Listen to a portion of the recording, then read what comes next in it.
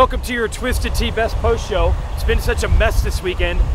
Awnings went flying last night at about 9:30. A bunch of teams had to work outside of their normal parameters. Let's see, we had lightning today. That was a half-hour delay. We had rain before the final 250 moto. So what I'm really getting at is I can't find a Twisted Tea for our Twisted Tea Post Show, but they are still backing our show on one of the wildest race days in a while, which is saying a lot because last weekend was wild too. I'm Jason Weigandt. I'll just sum it up like this. We didn't know exactly what Jett Lawrence we would get this weekend. It was not the same Jett Lawrence. It wasn't the 24-0 level Jett Lawrence. But he found a way, man. He found a way.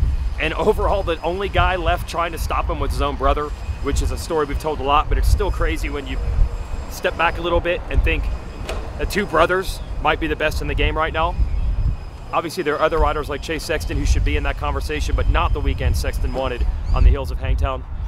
In the 250 class, just when you think it's maybe Haiden Deegan and Tom Vialle only, we get a surge from Chance Hymas with a dominant second moto win, but Deegan is still 3-0 on overall wins. So let's hear from our 450 riders in the press conference first. That's the Lawrence brothers and Justin Cooper, just making it look like the old 250 days. Lawrence brothers and Cooper battling for the podium. This is them in the press conference, and then we'll be joined by expert analyst Steve Matthes to break down the race day after that. Yeah, it's been a good building 2 races, I would say, and yeah, just finding my flow more and more each week, and definitely felt really good today. Ran out with about 5 minutes to go in each moto. I started hurting, but yeah, I tried to get away for the time I could.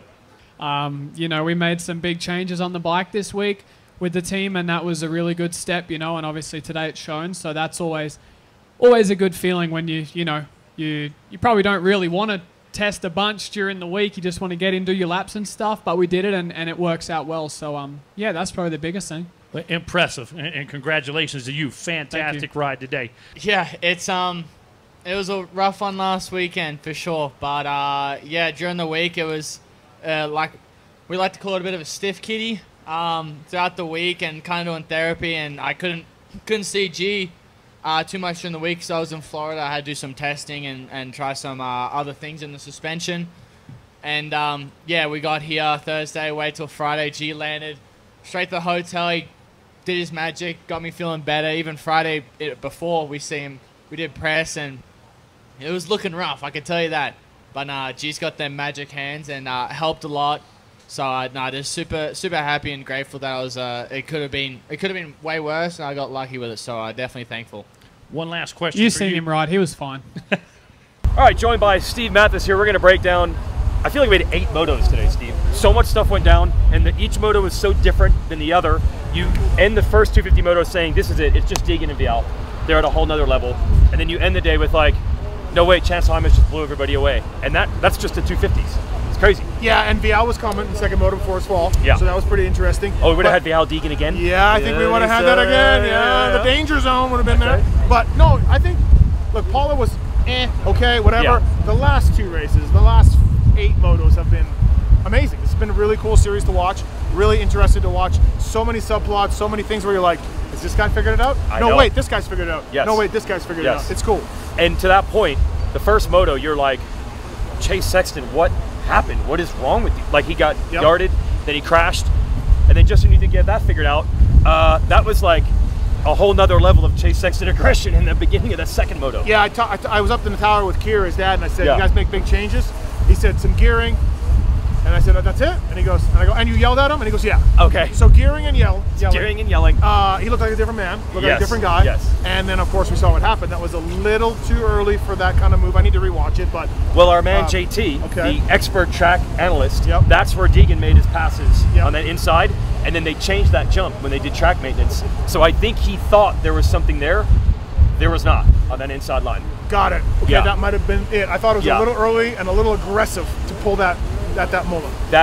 Maybe it was the yelling or the gearing, but that was the way he was riding at that point. I mean, he got into Hunter. Hunter said it wasn't as bad as it looks in the video. Okay. He wasn't bummed on it. But we haven't seen Sexton. He's one of the stronger dudes. There's not a lot of history of Sexton hitting guys. No, it was another interesting part of the day, right? Because it was almost like a tale of 2 races, right? Because that was that first part where you're like, Sexton's back, he's got this. Overall, though, man, I'm I'm back to square one with Chase. I thought Hangtown was going to be The breakthrough, yes. And I can't imagine what Ian Harrison and himself feel like after leaving today, losing the red plate and going 5-6 or 6-5 or whatever. Yeah. Yeah, I think we're back to square one. And then, through all that, Jett Lawrence wins the second moto. Yeah. He definitely wasn't 100%. It wasn't the same Jett, but my God, did he figure out a way. Yeah, I didn't get a chance to talk to him after the race today. I was trying to find him. I was trying to find out how sore he was, how bad it was for him. Because, yeah, he looked laboring, right? Yes. He looked laboring. And then, okay, Weeds, I'll toss it to you again. Yeah. Justin Cooper released 25 laps today. Yeah. And he goes 3-3. Yeah. So, like, there's another thing to talk about, right? Yes. Yeah. At least for the moment, we don't know. Maybe Jett is 90% right now. But it's like, it wasn't a Jett walk-off. I mean, Hunter and Justin Cooper gave him all he can handle. Yeah. Maybe Sexton would have been that second moto. Anderson was up there for a while.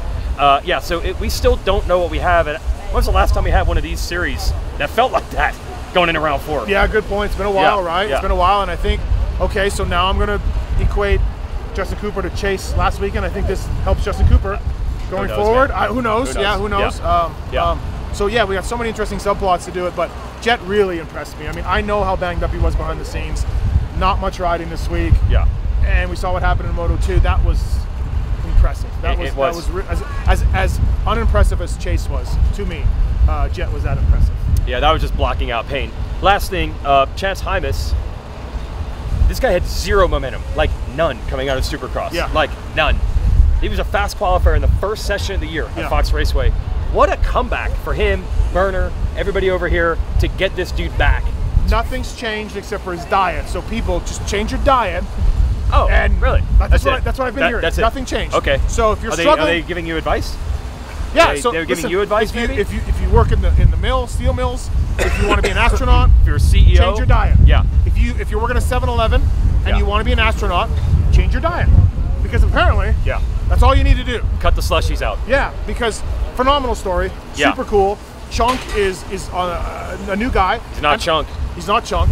But even like, say he doesn't win this moto, and say he just gets second or third, he's still just in the running through 6 motos, right? Yeah. Like it's just been an incredible turnaround. So props to the Honda guys, props to Chance and everybody else. It's super cool to see.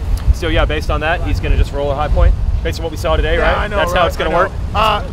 One more interesting thing.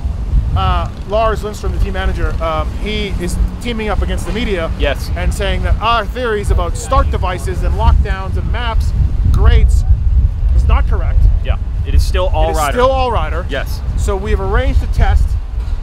I'm going to get on a Honda with all the shit on the grate, and I'm going to go against the real rider on a production bike.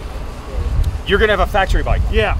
And he, really? And we're going to have a rider on a production bike. Like a good rider? We don't know yet. Okay. It's ranged from Hunter to Chris Kiefer to Lars. We don't know yet. Okay. But, I mean, I'm just going to go... And let the bike do the work? Yeah, and then I will get the start. So, look, Yes. stay tuned, RacerX Films for that. Wow, you and Kiefer just changing the game. Riding factory bikes, minis against big bikes, and now this. And now a start contest. Let's get to the 250 press conference here, and Steve's got to catch a flight. Yeah, I mean, the speed was really good, just some small mistake and kind of stupid one, like especially second moto, I was in third and I was feeling really good. I was catching Haiden and a tip over in a red, just like a small mistake, and I think that we had a good fight. First moto was really tight till the last lap, and second moto I was feeling really good until the small crash. So yeah, kind of frustrated a little bit from the second moto especially, but overall, the bike and myself was good today, and we are right there fighting with Haiden both motos, so it was pretty good. Yeah, I mean, definitely figuring it out and putting the pieces together. Me and the team have been working really hard. Me and my trainer have been figuring some stuff out with my body and the team with the bike. So I feel like right now we're in a really good position, and yeah, just trying to take every weekend in and keep it simple. Obviously, I want to be there and fight with these guys, but also at the same time, I'm 3 races in now that I'm inside the top 4 overall, so, and my first podium this weekend. So just trying to take it weekend by weekend, and yeah, I mean, I'm just finally stoked to put it all together. Yeah, definitely.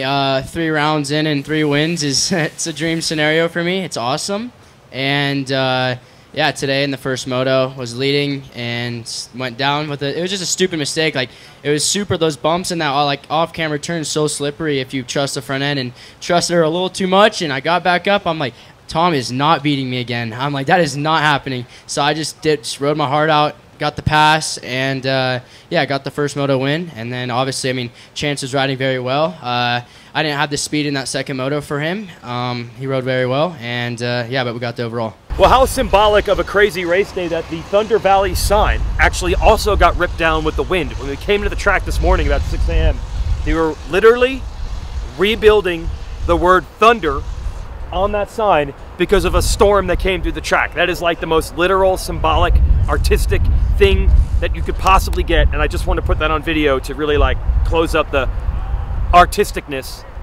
And half the teams lost their tents this weekend, but it's Thunder Valley, right? That's what you're supposed to get. They named it after the weather, or maybe that's just a coincidence. But we're going to High Point, which is actually not the highest point in the area. That's not named literally. It was just because the old High Point boot company they thought would become title sponsor of the track. It didn't work out, but they already had the name, so it's the name.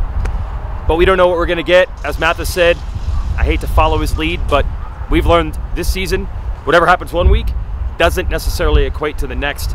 But really curious to see, where does Chase Sexton go from here? Can he get back to the front? Can Jett Lawrence heal up? And what Chance Hymas are we going to see? Is Hymas at the level of Vialle and Deegan? Or is Deegan still in control of this, even though the motos have been pretty wild all along? There's a lot to answer. Thanks to Twisted Tea. Normally I would have one, but like I said, everything's gone and messed up here, which is kind of symbolic of the whole weekend at Thunder Valley. See you next week.